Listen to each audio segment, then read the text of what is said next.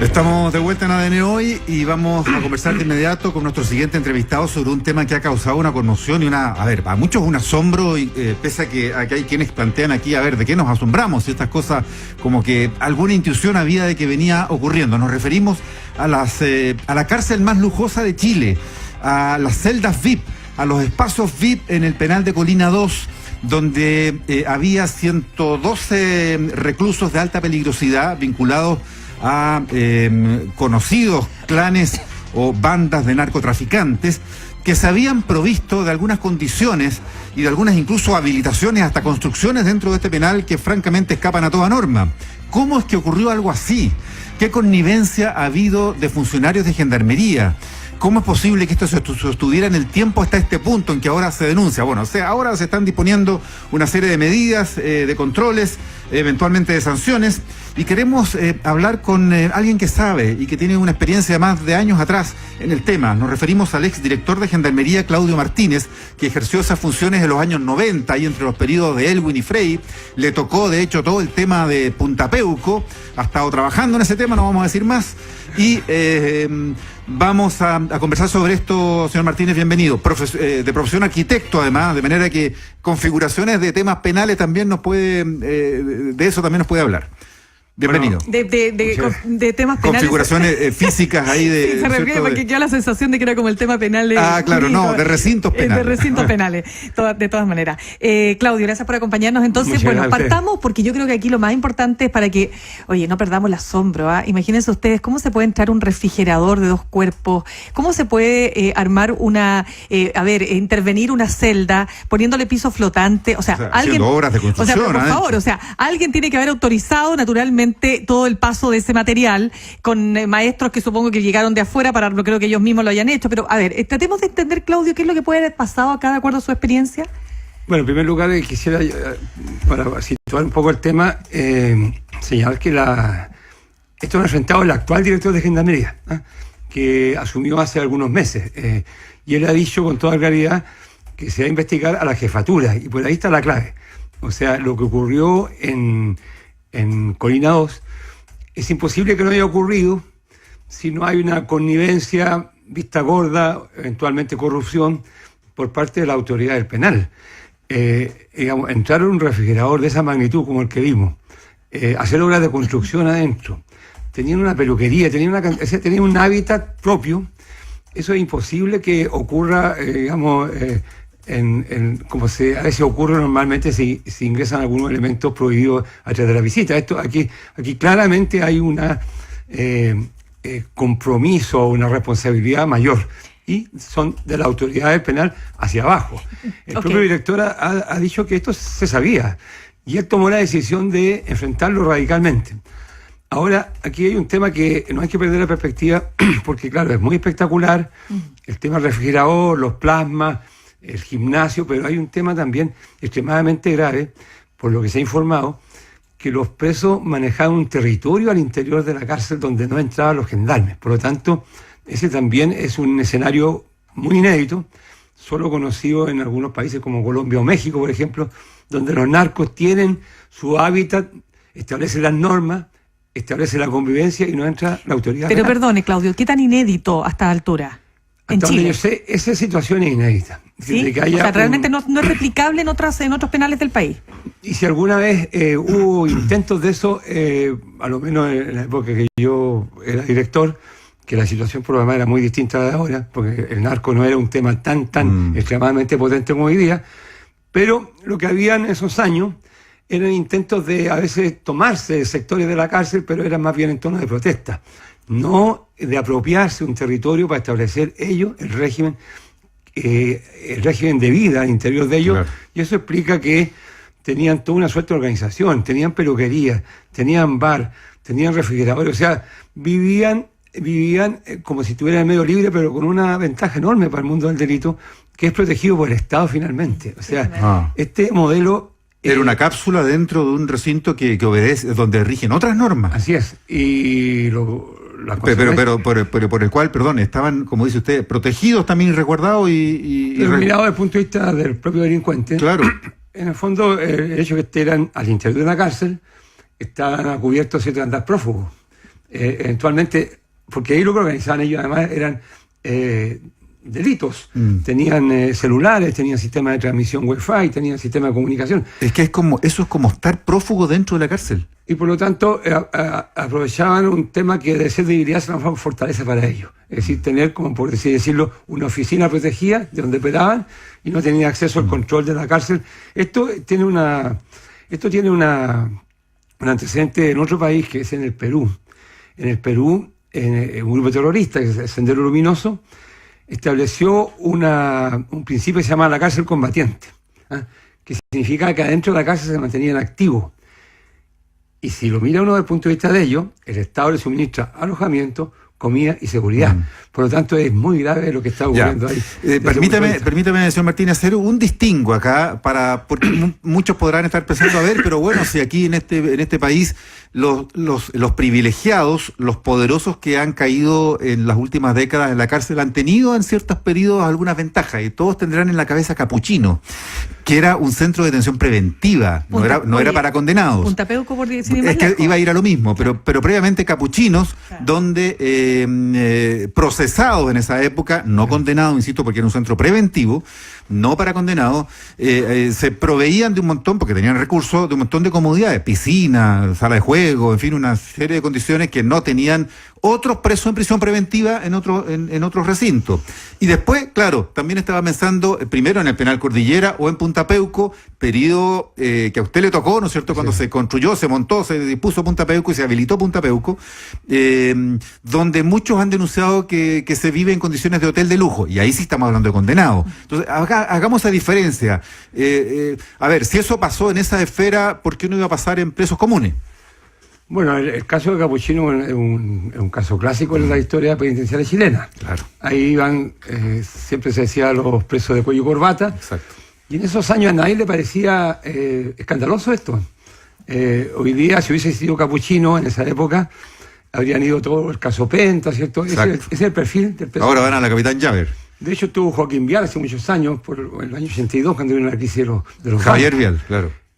Una serie de personajes del mundo. Pero todos los de los grupos Cruzat, los grupos financieros de la crisis de los 80 entraron ahí. Y una cosa aceptada, básicamente yo diría la idea de que eso también de alguna manera resguardaba su seguridad. Pero Capuchino, específicamente Capuchino, yo creo que da cuenta un poco de una estructura social altamente segregada como la chilena. O sea, claramente Capuchino era una cárcel para ciertas personas de clases sociales distintas, eso hay que decirlo, no hay por qué negarlo. Así es. Ahora, Capuchino hoy día no existe, pero efectivamente yo lo conocí, tenía piscina, tenía una serie de ventajas, yo creo que los mismos presos equipaban de alguna manera su celda, en ese sentido no es muy distinto, si se quiere, a lo que hoy día ocurrió en Colina, pero hay una diferencia fundamental. Lo que ahí se hacía, bueno o malo, estaba bajo el control, autorización y sobrevigilancia de Gendarmería. Claro. Eso aquí no ocurrió. Y hay otra diferencia, que eran procesados. Eran procesados, por lo tanto, era presunción de inocencia. Claro. Ahora, respecto a Punta Peuco, que aprovecho de anunciarles que va a salir muy pronto un libro que yo escribí sobre esa cárcel. ¿Usted conoció toda la interna y cómo se construyó? Pues fueron esos años. Lo conocí al comienzo. Desde el primer día que se plantea la idea. De hecho, el libro se llama Punta Peuco, la historia desconocida, es el nombre que tiene, que ya está, el próximo mes yo creo que sale a la venta. Bueno, Punta Peuco está situado entre un proceso también excepcional, que es el proceso de la transición. Por lo tanto, lo que consagra o no un privilegio en realidad no es la infraestructura. En el caso de Punta Peuco, cualquiera que vaya allí se da cuenta que es una cárcel. Si uno ve fotos, está llena de rejas, está llena de mallas. Lo que consagra los privilegios son los regímenes. Y en Punta Peuco inicialmente un régimen que se llamó Guardia Mixta, pero tenía otra consideración. Iba el jefe de la policía secreta de Pinochet el comandante en jefe, entonces un escenario muy distinto. Sí, antes de entrar en ese punto... una apropiación de un grupo de narcotraficantes de un territorio. Claro. Por eso me interesaba hacer esa diferencia. Claudio, es que quiero entrar en ese punto justamente para no perder el hilo y vamos a entrar a Punta Peuco también. Estamos conversando con Claudio Martínez, exdirector de Gendarmería entre los años 92 y 97. Por lo tanto, dentro de los gobiernos de Patricio Aylwin y Eduardo Frei Ruiz Tagle. Claudio, lo que pasa es que no perdamos de vista lo grave que esto significa. ¿Por qué? qué? Porque el tema del narcotráfico es un tema relevante. Ayer, a propósito de la encuesta esta de victimización, ¿verdad? La encuesta nacional de seguridad urbana, alguien comentaba, un experto, que, oye, no perdamos de vista que lo más delicado hoy día en materia delictual por lejos es el narcotráfico. O sea, ¿cuántos, me incluyo, escuchamos los famosos fuegos artificiales cuando llega la droga? ¿Cuántos hemos quedado? Yo personalmente no pierdo el asombro cuando uno ve que Carabineros no interviene en un velorio o en un funeral de un narco, que se permiten disparar al aire, hasta escoltar para no generar problemas, ¿no es cierto?, al mismo carro mortuorio, etcétera. O sea, la sensación que va quedando es que pareciera ser que el narco efectivamente tiene coaptados ciertos territorios. Y ahí quiero llevarlo a la cárcel. ¿Pasa lo mismo en la cárcel? Bueno, esto, lo que ocurrió en Colina, más allá de los plasmas, de los refrigeradores, es eso. Yo creo que eso es lo más grave de todo.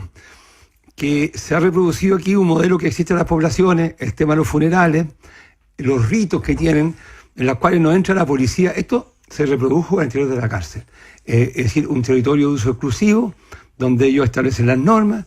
Incluso escuché una grabación donde hacen pedidos al exterior de comida. O sea, delivery. Como cualquier ciudadano. Claro. ¿Ah? Entonces, Uber Eats. Oiga, no le puedo creer. No, lo vi anoche. Lo vi anoche donde ellos hacen un pedido, o antenoche, ¿cierto? Y más encima se da el lujo, el que habla ahí, de pedir que el filete venga sin grasa, qué sé yo. 3/4. Entonces, esa dimensión, digamos, es inaceptable y debe ser. Y en ese sentido creo que Gendarmería ha reaccionado bien en esta gestión, porque para atrás yo tengo serias dudas de que hubo a lo menos negligencia en tratar este tema, porque esto francamente es una situación inaceptable. Es decir, la ausencia del Estado al interior de una cárcel traspasó una línea muy riesgosa. Ya, pero ¿eso qué significa para usted? ¿Que aquí está corriendo bueno, coimas? Que todo hace presumir, ¿cierto?, que hay dos escenarios a veces que se manejan en las cárceles. Uno, que pasa en otros países, en los cuales los jefes de unidad llegan a ciertos acuerdos con las bandas para que le manejen y le garanticen la paz social, por así llamarlo, al interior de la cárcel. Un cierto orden ahí. Claro. Eso ocurre, ¿cierto?, en México, eso ocurre en Colombia, donde incluso se dice que los gobiernos a veces llegan a acuerdo con las bandas para mantener una cierta paz social. De hecho, hay un presidente mexicano que le declaró la guerra al narco, la guerra militar, y hubo más muertes que nunca. Acusan a otro presidente anterior, que hubo menos muertes, que hubo más paz, porque llegó a un acuerdo con narcotraficantes. Entonces, es el principio del desmoronamiento de la potestad del Estado en el manejo de un territorio. Y por eso que yo eso encuentro que es extremadamente grave en Gendarmería lo que ocurrió. Ahora, es posible que si no fue eso, hay aquí efectivamente actos de corrupción donde han comprado funcionarios, y eso hoy día lo está investigando el Ministerio Público. Claro, es que yo por eso le preguntaba antes por estas otras referencias que tal vez mucha gente tiene en el inconsciente ahí, lo de Capuchino, lo de Punta Peuco, lo de otros penales militares para criminales contra los derechos humanos, porque aquí estamos hablando de una cuestión que está supuestamente oculta, pero finalmente no tan oculta, porque eso no puede haber ocurrido sin el conocimiento, y ahí le quiero plantear algo más. No solo del control directo de los gendarmes encargados de la guardia y de los turnos, sino de autoridades de Gendarmería. ¿Cómo lo abordaría usted eso? Yo creo que la investigación que hace el Ministerio Público debe llegar al fondo de esto, de modo que esto no se vuelva a producir, porque de esta característica es el primer hecho que se tiene conocimiento, porque es posible que el conocimiento vaya más allá, ¿cierto?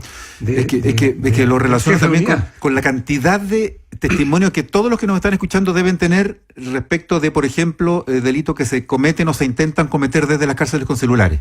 O sea, ahí hay un germen de que llega al extremo con esto otro, ¿o no?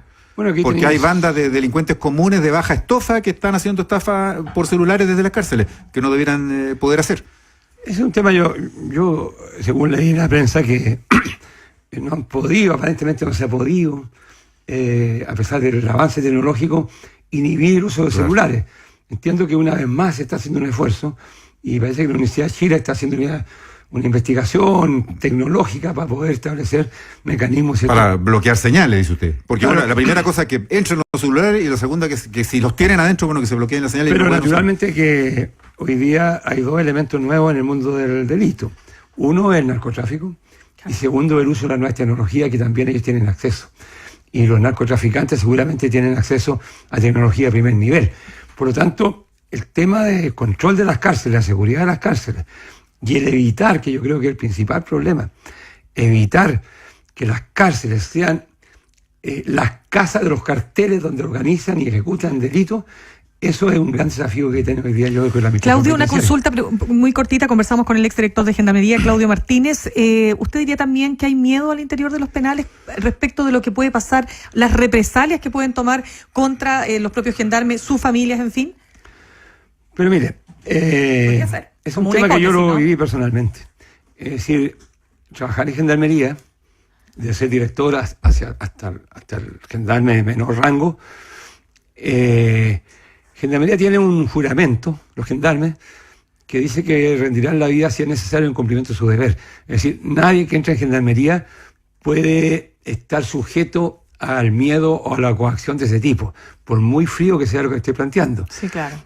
Porque, por otro lado, los gendarmes tienen legalmente derecho a usar armas, no solamente dentro de las cárceles. Por lo tanto, son las reglas del juego. Yo cuando fui director de Gendarmería, hubo un largo periodo que tuve guardias yo y mi familia. Y la verdad es que nunca sentí miedo. Sí, una preocupación natural, pero hoy día cuando lo miro a la distancia, de repente me parece una cosa medio insólita. Mis hijos con guardia, mis hijos los tenían que ir a dejar al colegio. Encontramos numerosas veces escritos en los cuales hacía una descripción absoluta de mi rutina. Pero en ese servicio, como los servicios policiales, la verdad es que hay que tener vocación para ello, y si el Estado, representado en este caso por los gendarmes, queda preso al miedo, estamos hablando realmente de... Estamos en un problema. Claro, porque Mirna me quitó la palabra a la boca, voy a preguntar lo mismo, el riesgo de la extorsión por parte de las bandas que están dentro porque tienen ellos poderes y redes fuera. Ahora, eso se sabe que existe. Claro. Muchos gendarmes viven, ¿cierto?, también en poblaciones, a veces son vecinos de los mismos, pero es un tema que la policía, ¿cierto?, y los tribunales tienen que enfrentar de manera también decidida. Es un tremendo tema. Ahí hay las mayores responsabilidades y efectivamente una cuestión tan grave como la pérdida de la actuación del Estado sobre una zona territorial, que es una zona aunque fuera de unas cuantas celdas en un penal. Si me permite, Claudio, para mí también es una señal de cómo va permeando el narcotráfico las redes del Estado. O sea, ojo con esto, que así partió México, así partió Colombia, entonces hay que tener mucho ojo. Bueno, ¿no? Uno analiza un caso muy connotado hace muchos años atrás de unos indultos y unas libertades que se dieron así con narcotraficantes, 4 de ellos colombianos y uno chileno en Arica. Esto hace más de 20 años, que habían internado más de 500 kilos de cocaína de Bolivia. Y en esos años había todo un análisis cómo cada uno fue obteniendo la libertad. Y ahí, claro, hay ramificaciones incluso también, ¿cierto?, presuntamente con el Poder Judicial. Por lo tanto, eso ocurrió hace muchos años, cuando este tema era incipiente. Hoy día yo creo que hay que hincar el diente al tema. O sea, hoy día hay 3 o 4 instituciones que yo denomino que son fronterizas. Gendarmería es una de ellas, porque está en la frontera con el mundo del delito. Las policías son otras, el Poder Judicial. Estas instituciones están en permanente contacto, ¿cierto?, diario y personal con delincuentes. En este minuto, delincuentes que tienen grandes recursos, como son los que generan narcotráfico. Por lo tanto, probablemente, y así lo ha anunciado por lo demás en el caso de Gendarmería el nuevo director, hay que poner mucha atención en la formación y en la información que manejen o que tengan acceso, estos actores públicos. Por lo demás, antes no había tanta conciencia y hoy día es necesario que sí lo tomen. Estos funcionarios públicos representan al Estado, aunque sea un funcionario de menor rango. Y eso tiene que estar absolutamente internalizado. Es decir, cuando un gendarme, un juez o un policía cae en acto de corrupción, está representando al Estado. Y eso yo creo que tiene que ser incorporado en los procesos de formación de este segmento de los